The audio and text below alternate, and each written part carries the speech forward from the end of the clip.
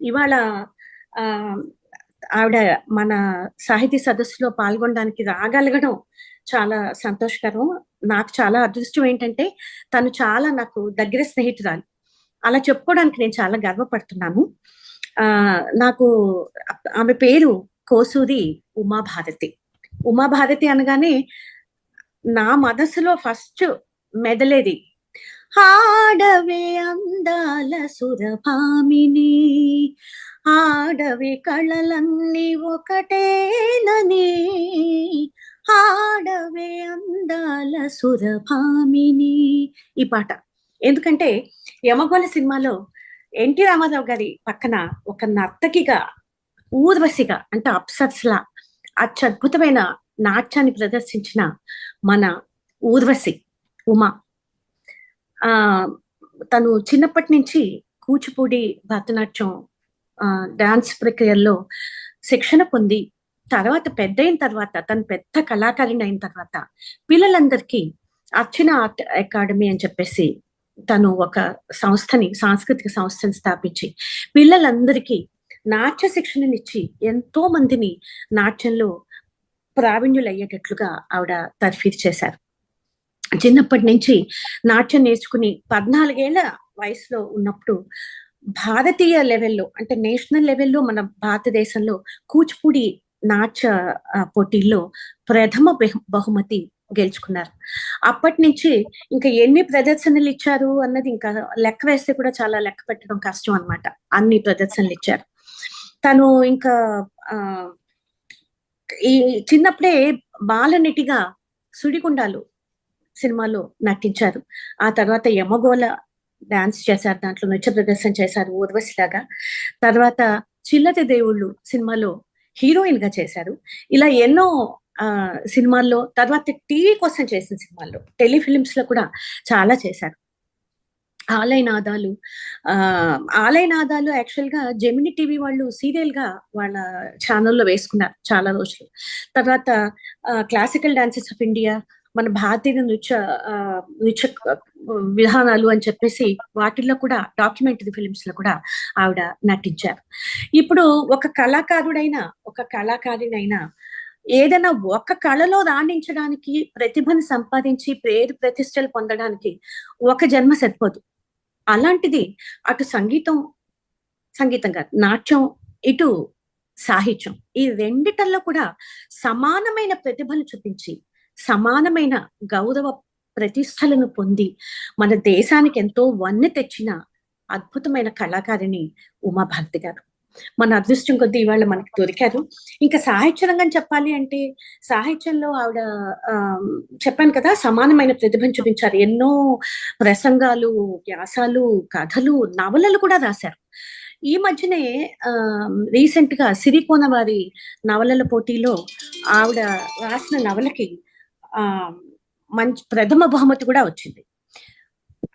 తర్వాత ఇంకా విరాళాల సంగతికి వస్తే తన నాట్యం ద్వారా ఆవిడ ఇటు నేత్ర శిబిరాలు ఏమిటి, తర్వాత పేద విద్యార్థుల కోసం స్కాలర్షిప్లు ఏమిటి, తర్వాత వరద బాధితులు ఏమిటి, గుళ్ళు గోపురాలు ఏమిటి, ఇలా ఒకటని కాదు ఎన్నో వాటికి మన ఆవిడ తన నాట్యం ద్వారా విరాళాలు సేకరించి ఇలా దాన ధర్మాలు కూడా చేశారు. ఇంకా ఆవిడకు దేశ విదేశాల్లో ఆవిడ చేసిన ప్రసంగాలు, నృత్యం, అటు సాహిత్యం, ఇటు నృత్యం, వీటిల్లో ఆవిడ చూపించిన ప్రతిభ, ఇవన్నీ చెప్పాలంటే చాలా టైం పడుతుంది. ఆవిడకు వచ్చిన బిరుదులు, అవార్డులు, ఇవన్నీ చెప్పాలి, సత్కారాలు, ఇవన్నీ కూడా చెప్పాలంటే ప్రత్యేకంగా ఒక కార్యక్రమం చేయాలి. కానీ ఒక్కటి మాత్రం నేను చెప్పకుండా ఉండలేకపోతున్నాను, అది చెప్పడం నా ధర్మం అనిపించింది నాకు.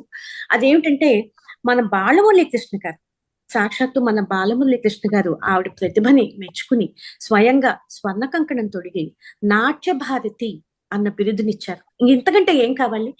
ఏ కళాకారుడికైనా కూడా బాలమురళీ కృష్ణ గారు అంతటి వారి చేత మనం సత్కారం పొందడం అన్నది చాలా చాలా చెప్పుకోదగ్గ విషయం. Uma, we are really proud of you. నాకు మీ నా స్నేహితులు అని చెప్పుకోవడానికి, ఏదో మనం పూలతోటి మాల కడతాం, మాల కడితే ఆ పూల సుగంధం ఆ దారానికి కూడా వస్తుంది. ఆ దారం కూడా గొప్పగా ఈ పూలు నేనే కట్టాను, నాలో ఉన్నాయి ఈ పూలు అని చెప్పి చెప్పుకుంటుంది. అట్లా నేను గర్వంగా చెప్పుకుంటాను, నా స్నేహితురాలు ఉమ్మకి నేను స్నేహితురాలు అని చెప్పేసి.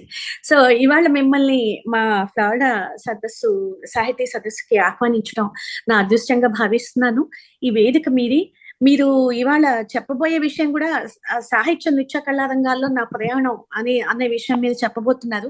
మేమందరం చాలా కుతూహలంగా ఆ ప్రయాణం ఎట్లా సాగిందో, ఎలా మొదలైందో, ఏమిటి చేశారో ఇవన్నీ తెలుసుకోవాలని చెప్పేసి మేము చాలా కుతూహలంగా ఉన్నాం. వేదిక మీది ఉమా, స్వాగతం.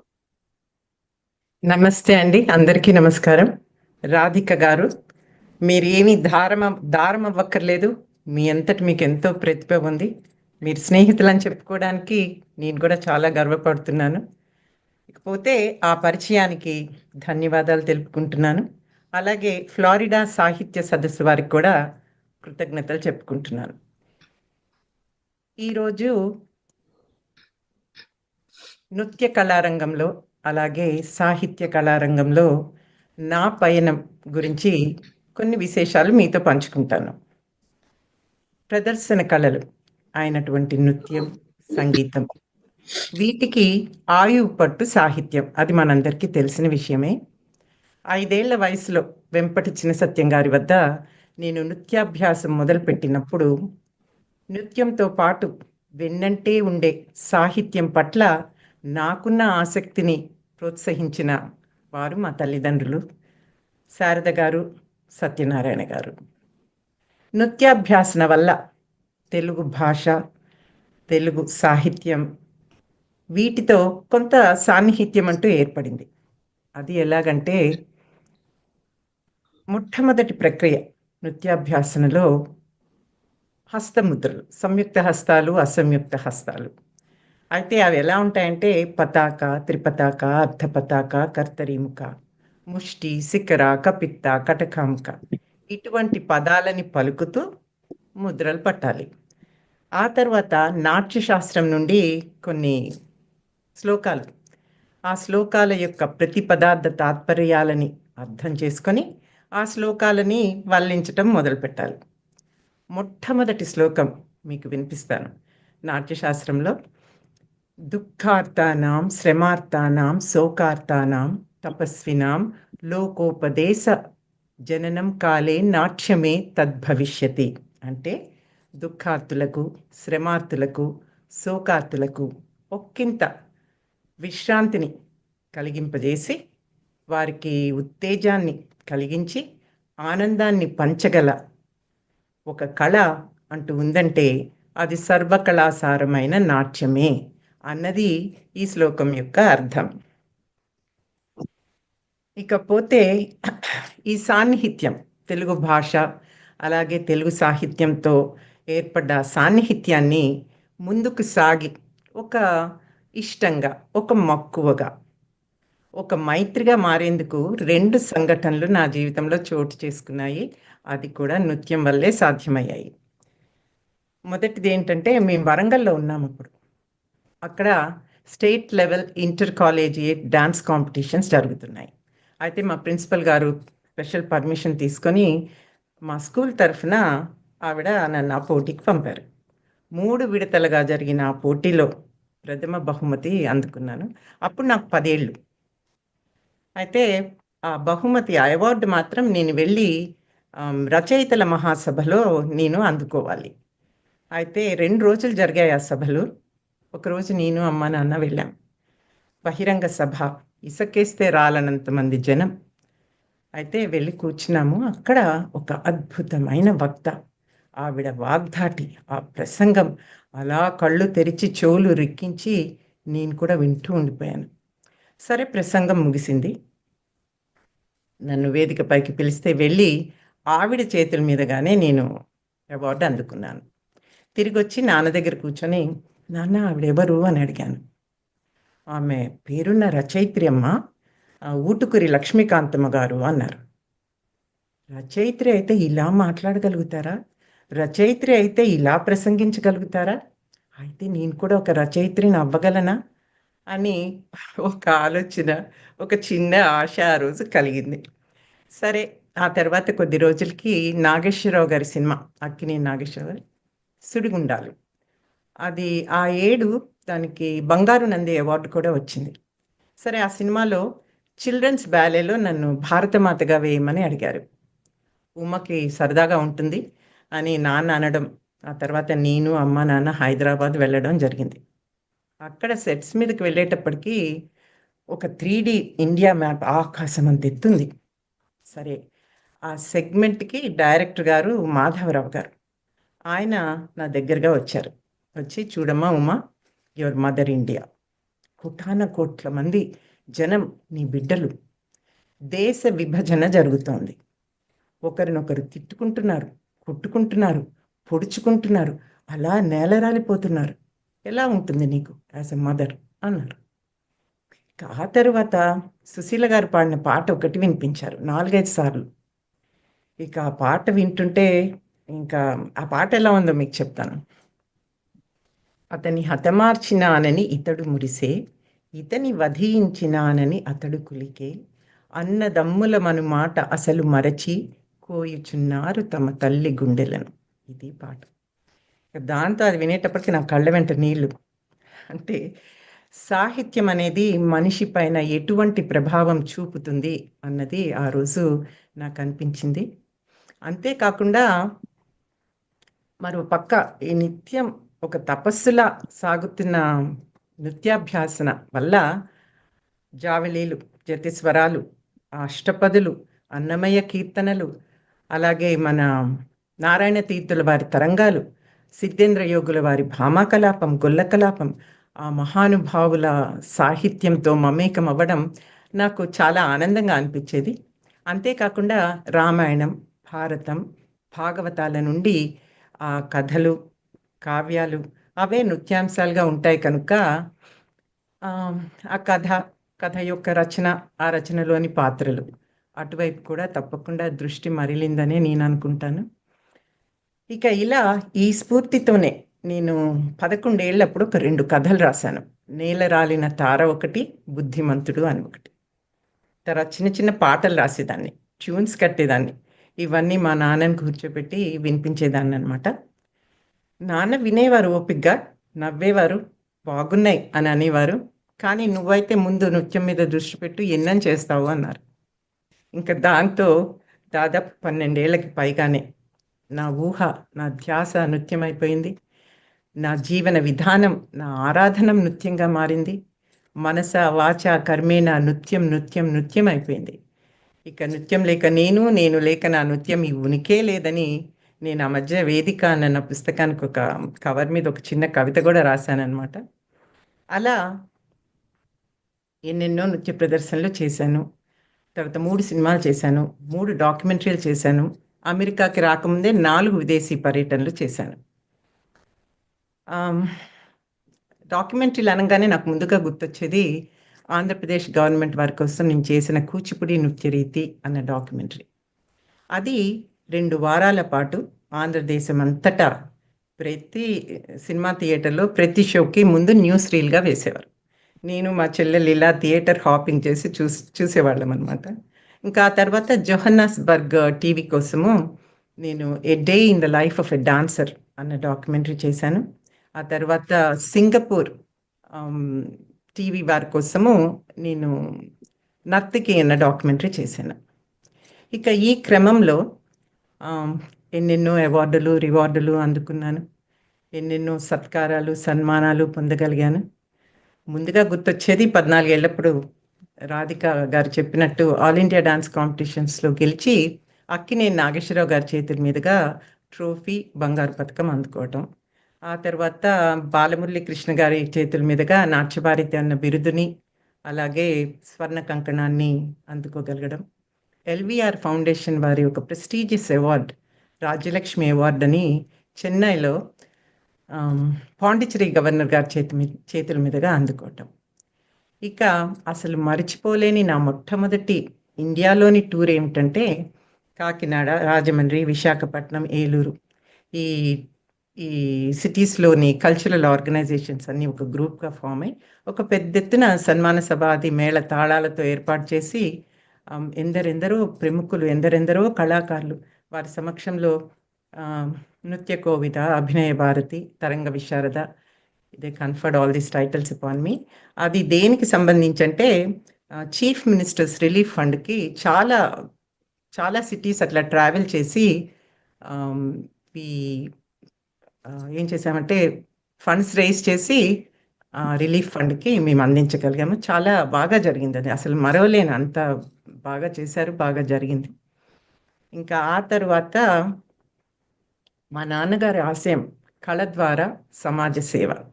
అందుకోసం ఆయన ఓం ఇంటర్నేషనల్ కల్చరల్ సెంటర్ స్థాపించి తద్వారా ఉచిత నేత్ర శిబిరాలకి, అలాగే స్కాలర్షిప్స్, ఎడ్యుకేషనల్ స్కాలర్షిప్స్ ఇక్కడ ఉస్మానియా యూనివర్సిటీ అలాగే ఆంధ్ర యూనివర్సిటీలో స్థాపించేందుకు, అది కాక టెంపుల్ ఆర్గనైజేషన్స్కి, వీటికి స్కోర్స్ ఆఫ్ ఫండ్ రైజర్స్ విస్తృతంగా మేము ప్రోగ్రామ్స్ ఇచ్చేవాళ్ళము ఆంధ్రప్రదేశ్లో, అలాగే చెన్నైలో, అలాగే ఢిల్లీలో. ఆ వచ్చిన ఫండ్స్ అన్నీ ఈ కార్యాలకి ఆయన ఉపయోగించేవారు అనమాట. ఇక నాన్నగారి ఆశయంలో అలా నేను ఒక ముఖ్యమైన పాత్ర పోషించటం నాకు చాలా సాటిస్ఫైయింగ్గా ఉండేది. మా నాన్నగారు డిప్యూటీ కమిషనర్ ఆఫ్ కమర్షియల్ ట్యాక్సెస్గా ఆయన రిటైర్ అయ్యారు, అలాగే ఆర్మీ నుండి మేజర్గా రిటైర్ అయ్యారు. ఆయన బాగా పాడేవారు, జాషువా పద్యాలు బ్రహ్మాండంగా పాడేవారు. ఆయన శోభనాచల్ స్టూడియోస్కి కొన్ని ఫిల్మ్స్కి ఆయన అసిస్టెంట్ డైరెక్టర్గా పనిచేశారు. ఆ తర్వాత ఒక సావాసం అనే సినిమాలో విలన్గా అపియర్ అయ్యారు. ఆ కళ, ఆ కళల పట్ల ఒక ఆసక్తి, అవన్నీ ఆయనకి బాగా ముందు నుంచి ఉన్నాయన్నమాట. ఇవన్నీ చేసింది ఆయన కాలేజ్ డేస్లో. అలాగే మా అమ్మగారు, ఆవిడ అసలు మెయిన్ ఫోర్స్, నాకు కానీ మా నాన్నగారికి ఎంతో ప్రోత్సాహాన్ని ఇచ్చి మమ్మల్ని ముందుకు నడిపించింది మా అమ్మ శారద. ఆవిడకి చిన్నప్పటి నుంచి కూడా తనకి ఈ డాన్స్ అన్నా, సాహిత్యం అన్నా, సంగీతం అన్నా చాలా ఇంట్రెస్ట్ ఆవిడకి. అంతేకాకుండా షీ హ్యాడ్ ఎ ఫ్లేర్ అనమాట ఫర్ కాస్ట్యూమ్ డిజైనింగ్, అట్లాగే మేకప్, అవన్నీ కూడా. She a very from a very affluent family and highly educated మా అమ్మ. ఇంకా ఆ తర్వాత జూనియర్ కాలేజ్ జూనియర్ కాలేజ్లో ఉండగా చిల్లర దేవుళ్ళ సినిమాలో కథానాయికగా నటించే అవకాశం దానంతట అదే వచ్చింది. మాధవరావు గారే దానికి డైరెక్టర్. అది మన దాశరథి రంగాచార్య గారి నవల చిల్లర దేవుళ్ళు, అదే పేరుతోటి. దానికి సాహిత్య అకాడమీ అవార్డు వచ్చింది. సరే, దానిలో మంజరి పాత్ర, కథానాయక పాత్ర వేయమంటే నాన్న ఒప్పుకున్నారు. షూటింగ్కి వెళ్ళాము. అక్కడ సావిత్రి గారు, ప్రభాకర్ రెడ్డి గారు నా తల్లిదండ్రులుగా యాక్ట్ చేశారు. కాంచన గారు ఒక ముఖ్య పాత్ర పోషించారనమాట. అటువంటి మహానటీ నటులతో అదొక మంచి అవకాశంగా చాలా ఎగ్జైటింగ్గా పార్టిసిపేట్ చేశాను. ఆ సినిమాలో పాటలు మీకు కూడా గుర్తే ఉంటాయి అని గుర్తుంటాయని అనుకుంటున్నాను. అవి ఎవర్ గ్రీన్ మెలడీస్ అవి. ఆ సినిమాకి కూడా 77, 78లో సాహిత్య అకాడమీ అవార్డు సినిమాకి కూడా వచ్చింది. ఆ పాటలు ఒక రెండు మీకు జ్ఞాపకం చేస్తాను. సాహిత్యం నాకు చాలా ఇష్టమైన పాట, కలువకు చంద్రుడు ఎంతో దూరం, కమలానికి సూర్యుడు మరీ దూరం, దూరమైన కొలది పెరుగును అనురాగం, విరహంలోనే ఉన్నది అనుబంధం. అది ఒక పాట. ఇంకొకటి, పాడాలనే ఉన్నది వినిమెచ్చి మనసిచ్చే మనిషుంటే, పాడానంటే రాళ్లే కరగాలి, రాళ్లకు నోళ్ళొచ్చి కథలే చెప్పాలి అన్నది ఇంకొక పాట. ఆత్రేయ గారి రచనలు, మహాదేవన్ గారి సంగీతం. కొన్ని ఏళ్ల తరబడి పెళ్లి పందిళ్లలో అవి వినిపించేవన్నమాట. తర్వాత నేను కూడా ఆ సాహిత్యంలో కొన్ని నెలల పాటు అలా తేలిపోయాను. అంత చక్కటి పాటలు అవన్నీను. తర్వాత గుడిసెనక గుడిసెదాన గుండీల రైకదాన అని రాజేశ్వరి గారి మీద పాట. ఆ తర్వాత ఇంకొకటి, లబ్బరు బొమ్మ జర చూసుకొని తిరగమ్మ అని రమాప్రభ. ఇలా అన్ని పాటలు దేనికదే ఒక వెరీ స్పెషల్ సాంగ్స్ అనమాట. ఆ తర్వాత ఆ వెంటనే 11 మెంబర్ ట్రూప్తో నన్ను ఒక కల్చరల్ అంబాసిడర్గా గుర్తించి ఆంధ్రప్రదేశ్ గవర్నమెంట్ వారు మా నాన్నగారి ఆధ్వర్యంలో మలేషియా, సింగపూర్ టూర్కి పంపించారు. దాని పర్పస్ ఏమిటంటే 2వ ప్రపంచ తెలుగు మహాసభలకి ఫండ్ రైజింగ్ చేయాలి. అలాగే మన రామసుబ్బయ్య స్కాలర్షిప్ ఫండ్కి నిధులు సేకరించాలి. 30 రోజుల పాటు 30 కంటే ఎక్కువే ప్రోగ్రామ్స్ చేశాం. Length and breadth of Malaysia, Singapore travel చేశాము. అక్కడే నేను సింగపూర్ టీవీకి నర్తకి నా డాక్యుమెంటరీ ఒకటి చేశాను. అక్కడ నిధులు అంటే ఫండ్ రైజింగ్ చాలా పెద్ద ఎత్తున జరిగింది. సబ్స్టాన్షియల్ ఫండ్ రైజింగ్ అనమాట. అయితే సగం నిధులు మన సభ వారికి, సగం నిధులు స్కాలర్షిప్ వాళ్ళకి ఇచ్చాము.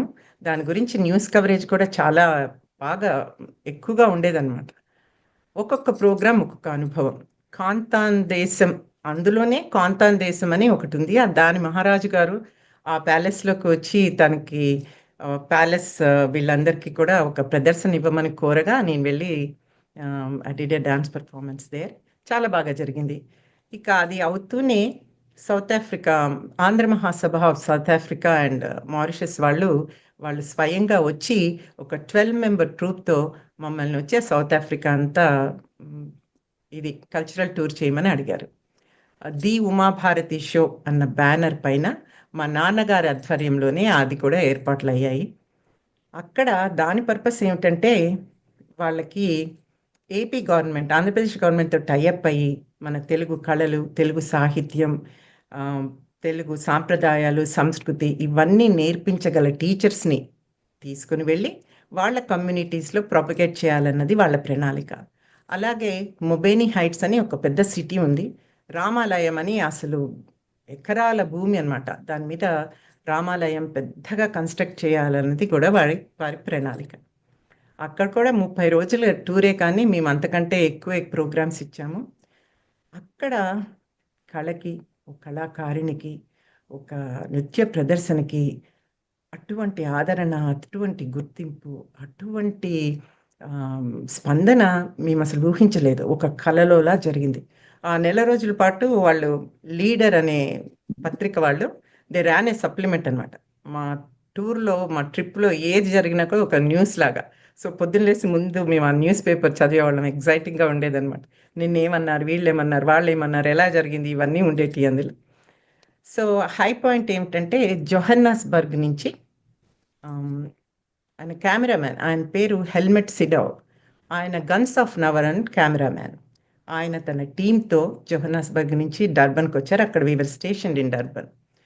వచ్చి పొద్దునే క్రాక్ ఆఫ్ డాన్ ఆ బీచ్ మీద అలా డాన్స్ చేస్తున్నట్టుగా మొదలుపెట్టి ఒక రోజు 1.5 రోజుల పాటు షూటింగ్ చేశారు ఆయన. చాలా బాగా వచ్చింది ఆయన చేసిన డాక్యుమెంటరీ.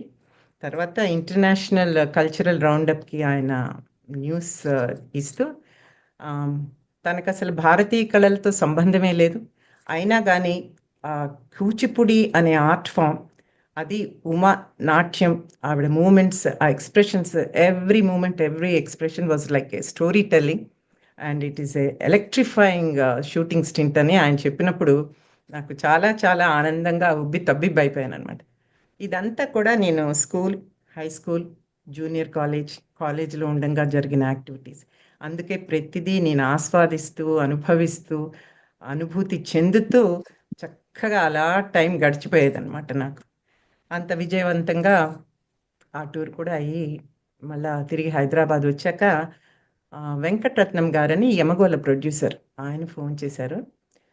ఇలా ఒక సీక్వెన్స్ ఉంది సినిమాలో ఎన్టీ రామారావు గారితో, అదొక డాన్స్ సీక్వెన్స్ అది. అందులో ఉమ తప్పకుండా ఉండాలి అని అడగ్గా నాన్న ఒప్పుకున్నారు. సరే మెడ్రాస్ వెళ్ళాము. అక్కడ 3 రోజులు డాన్స్ ప్రాక్టీస్, 3 రోజులు సెట్స్ మీదకి వెళ్ళాము. ఎన్టీ రామారావు గారితో, ఆ లెజెండరీ యాక్టర్ తోటి మరి స్క్రీన్ షేర్ చేయటం అంటే కొంచెం భయంగా, కొంచెం బెరుగ్గా అట్లా ఉండింది. బట్ చాలా బాగా జరిగింది. Totally enjoyed it. నేను అదేం పాట అంటే అదొక ఇంద్రలోకంలో సీన్ అనమాట. ఎన్టీ రామారావు గారు భూమి మీద నుంచి ఇంద్రలోకంకి వస్తారు. అక్కడ రంభా ఊర్వశి డాన్స్ అది. నేను ఊర్వశిగా నర్తించాను. ఆ పాట అది బాగా హిట్ సాంగ్ అండి. 6 minutes అది. మీకు గుర్తే ఉంటుంది అది. అది చెప్తాను నాకు. బాలసుబ్రహ్మణ్యం. అవును, ఆ పాట ఆడవే అందాల సురభామిని. నేను ఇందాక అది పాడి సరే. కొంచెం పాడి వినిపించాను. రాసిన వేటూరి గారి రచన, బాలసుబ్రహ్మణ్యం, సుశీల గారు పాడారు. ఆ పాట ఇంకొంచెం అంతకంటే ఎక్కువ, జస్ట్ 4 లైన్లు చెప్తాను.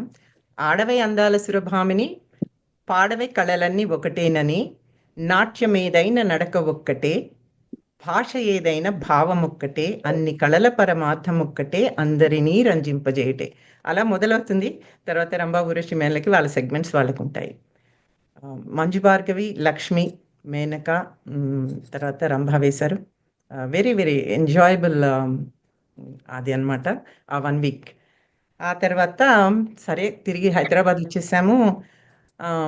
సినిమా రిలీజ్ అయింది. దానికి కూడా ఫిల్మ్‌ఫేర్ అవార్డ్ వచ్చింది. It was commercially very successful film. కొద్ది నెలలకి ఎన్టీ రామారావు గారు ఓ రోజు పొద్దుటే ఫోన్ చేశారు. ఫోన్ తీయటం నేనే తీశాను. నాన్నగారు అక్కడే ఉన్నారు. నాన్నకిచ్చానన్నమాట. ఆయన ఉమకి మంచి అవకాశం ఉంది. నేను 'దానవీర సూరకర్ణ' సినిమా తీస్తున్నాను. 30 రోజుల్లో కంప్లీట్ చేసేస్తాను. హైదరాబాద్‌లోనే షూటింగ్ ఇక ఏ ఊరు వెళ్ళే అవసరం లేదన్నారు. నాన్న చాలా సంతోషమండి. Thank you so much. అయితే ఉమ్మది నెక్స్ట్ వీక్ ఎంగేజ్‌మెంట్ ఫిక్స్ అయింది. ఆ తర్వాత వెడ్డింగ్ డేట్ కూడా ఫిక్స్ అయింది అన్నారు. అని థాంక్స్ చెప్పారనమాట. అలా ఆ ఫీల్డ్ తోటి నా యాక్టివిటీ టోటల్‌గా డీవియేట్ అయింది. సరే పెళ్ళయింది. నేను ఇక్కడికి అమెరికా వచ్చాను. మొదటి 5, 6 సంవత్సరాల పాటు మా నాన్నగారి ఆశయం కొనసాగాలని, అలాగే స్థానికంగా నేనిక్కడ ఉంటూ, ఒక కళాకారిణిగా నేను స్థిరపడాలి అన్న ఆలోచనతో కొన్ని కాన్సెప్ట్స్ రాశాను డాన్స్ డ్రామాల్లాగా. ఆహ్, 'దేవి స్తోత్రమాలిక', 'సంభవామి యుగే యుగే', 'ఆలయనాదాలు', 'గురువే నమః' ఇటువంటి కాన్సెప్ట్స్ అన్నీ రాసి, అప్పట్లో నిర్మాణంలో ఉన్న అన్ని ఆలయాలకి దాదాపు 30 దగ్గర దగ్గర 30 ఆలయాలకి నేను స్వచ్ఛందంగా కార్యక్రమాలు చేసి ఫండ్ రైజింగ్ చేశాను. దాంతో ఆలయం కాబట్టి అటెండెన్స్ బావుండేది. తర్వాత ఫండ్ రైజింగ్ సక్సెస్‌ఫుల్‌గా జరిగేది. అంతే కాకుండా ఒక నాట్యకారిణిగా, కళాకారిణిగా, ఒక రచయిత్రిగా కూడా నాకొక గుర్తింపు, ఒక ఆదరణ లభించింది. అప్పుడే నేను 82లో నేను అర్చన డాన్స్ అకాడమీ స్థాపించి నృత్య శిక్షణ చేయటం మొదలుపెట్టాను. తరచుగా ఇండియాకి వెళ్ళి వస్తుండేదాన్ని. ఇలాగే ఈ కల్చరల్ ఈవెంట్స్‌లో పాల్గొనేందుకు దానికి వారి ఇన్విటేషన్స్ తీసుకొని వెళ్ళేదాన్ని. తర్వాత ఒక ఫ్యూ ఇయర్స్‌లో నాకొక గ్రూప్ ఫార్మ్ అయింది. ఒక బాగా డాన్స్ చేయగల ఒక శిష్యురాళ్ళు. అయితే వాళ్ళతో చాలా విస్తృతంగా పెర్ఫార్మన్సెస్ చేయించేదాన్ని. ముఖ్యంగా ప్రతి ఆట, తానా మహాసభల్లో, ఆ ఈవినింగ్ కల్చరల్ నైట్స్‌లో మాది ప్రత్యేకంగా మా సెగ్మెంట్, మా ప్రోగ్రామ్ తప్పకుండా జరిగేది. అది ప్రపంచం నలుమూలల నుంచి వేలాది మంది ప్రేక్షకులు, ఎందరో కళాకారులు, సంగీతకారులు, సాహిత్యవేత్తలు, సినీ రంగ ప్రముఖులు అందరూ ఆ సమక్షంలో మేము చేసే ప్రోగ్రామ్స్ చాలా చాలా గుర్తింపు, మంచి ఆదరణ వచ్చేదనమాట. 3 సార్లు మేము ఔట్‌స్టాండింగ్ పెర్ఫార్మన్స్ అవార్డ్స్ అందుకున్నాం. తానా సభల్లో, ఆట సభల్లో ఎంతెంతో గుర్తింపు.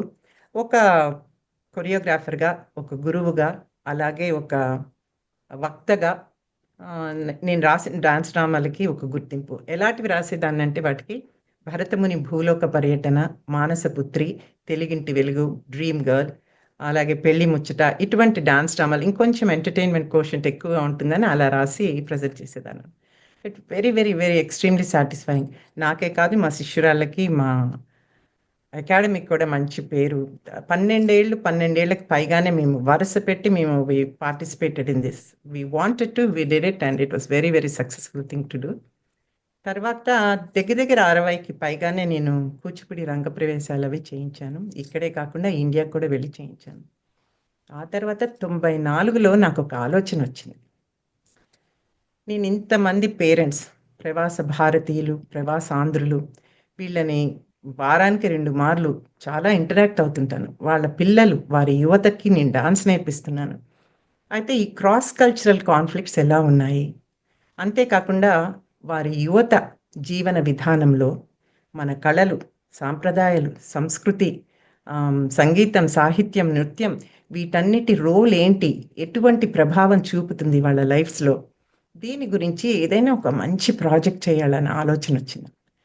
ఓలేటి పార్వతీశం గారితోటి కథ రాయించాను. 'ఆలయనాదాలు' అన్న టైటిల్ తోటి చాలా బాగా ఆయన మంచి కథ ఇచ్చారు.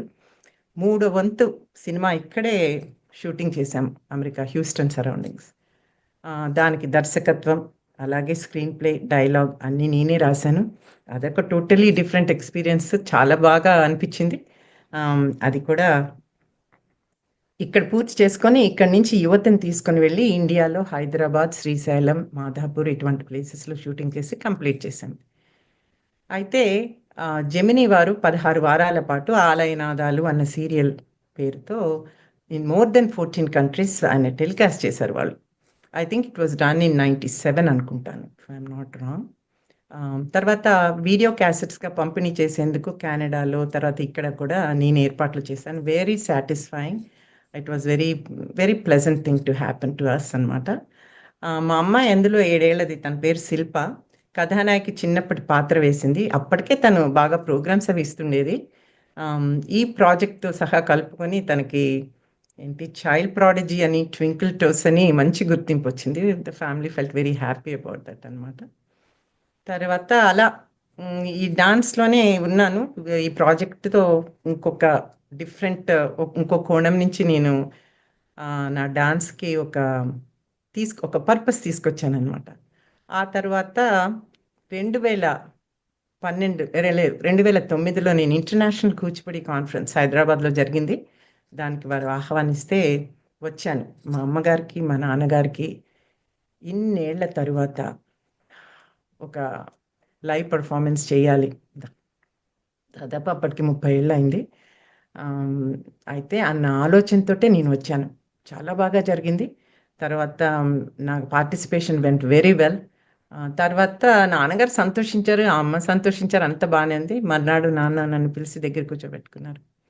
నువ్వు చాలా కృషి చేసావమ్మా, ఇందులో చాలానే సాధించావు. అయితే కొంచెం సమయం తీసుకొని సాహిత్య రంగంలో కూడా కృషి చేయొచ్చు కదా, కొంచెం జస్ట్ టేక్ సమ్ టైం, నీకు ఇష్టం కదా అన్నారు. అమ్మో, అప్పుడేమో చిన్నప్పుడేమో అది, ఇప్పుడంతా అదేం వద్దన్నారు, ఇప్పుడేమో ఇలా అంటున్నారని నేను ఆనందంగా అనిపించింది. 2012లో నేను రాసిన మొట్టమొదటి కథ ముళ్ళ గులాబీకి బంగూరి ఫౌండేషన్ వారి ఉత్తమ రచన పురస్కారాన్ని అందుకున్నాను ఆ కేటగిరీలో. ఆ తర్వాత 3 కథలకి అలా ఉత్తమ రచన పురస్కారాలు వచ్చాయి. నావి ఎన్నో కథలు, కొన్ని నవలలు, కొన్ని ఆర్టికల్స్, వ్యాసాలు చాలా పబ్లిష్ అయ్యాయి. ఆంధ్రభూమి, ఆంధ్రప్రభ, సారంగ, కౌముది, gotelugu.com, మాలిక, ఇలా అన్ని పత్రికల్లో మై వర్క్ గాట్ పబ్లిష్డ్. చాలా హ్యాపీగా అనిపించేది. I'm very grateful. అంత సపోర్ట్ చేశారు. తర్వాత మన చదివిన వారి నుండి నాకు వచ్చే మెసేజెస్, నాకు వచ్చే కామెంట్స్ అసలు చాలా ఆనందంగా, I should cherish forever అనమాట. ఆ స్పందనతోటి బాగా ఉత్సాహంగా అనిపించి, నాకు బాగా అనిపించేది, and I would get more energy and more ఏమంటాము, ఇన్స్పైర్డ్ టు రైట్ మోర్ అనమాట. అలా జరిగింది.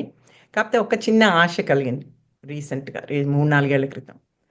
కథలు సరే, కావ్యాలు సరే, కవితలు సరే, నేను ఒక నవల రాస్తే ఆ నవలకు కూడా అంత గుర్తింపు, అంత ఆదరణ రావాలి, అది వస్తే బాగుండు అని చాలా ఆశించాను. 24లో ఆశ, భగవంతుడు ఆశ కూడా తీర్చాడు. హృదయగానం నేడే విడుదల అన్న నవలకి నేను, ఆవిడ చెప్పారు, సిరికోన జొన్నలగడ్డ వారి నవలా రచన పోటీలో మొదటి బహుమతి పొందింది. ఇప్పుడే జస్ట్ అబౌట్ ప్రింట్ అయిందనమాట ఆ book. That also made me extremely satisfy. తర్వాత నేను రాసిన విదేశీ కోడలు, సరికొత్త వేకువ, ఉమాభారతి కథలు, కథా సంపుటాలు, వేదిక, ఎగిరే పావురమ్మ నవలలు, ఆ తర్వాత నాట్య భారతీయమన్నది ఆటోబయోగ్రఫీ, తర్వాత ఇప్పుడు ఈ నవల. ఈ 7 పుస్తకాల్లో 5 పుస్తకాలు వంగూరి వారి ప్రచురణలుగా వెలువడ్డాయి. మంచి రెస్పాన్స్, మంచి రివ్యూస్ వాటికి. సో ఇలా కొనసాగుతుందండి. దిస్ ఇస్ ఈ రైటింగ్లో నాకు ఎప్పుడో చిన్నప్పటి నుంచి రాయాలనిపించేది, ఆఖరికి ఇప్పటికీ నేను కొనసాగుతున్నందుకు అందులో నాకు చాలా సంతోషంగా ఉంది. మా నాన్నగారు, అమ్మగారు దీవెనలే, వారి ఆశీస్సులే నన్ను ముందుకు నడిపిస్తాయని నేను ఎప్పుడు భావిస్తాను. అలాగే మా వారు, మా పిల్లలు, మా అమ్మాయి కూడా they are very very supportive అనమాట. సో ఇలా this is what is my experience.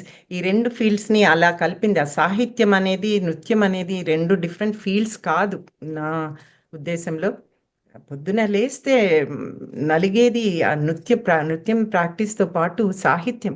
ఆ పాట ముందు వస్తేనే మొహంలో భావం కనపడుతుంది. ఆ పాట, ఆ తాళం తెలిస్తేనే మనం అడుగు వేయగలుగుతాము.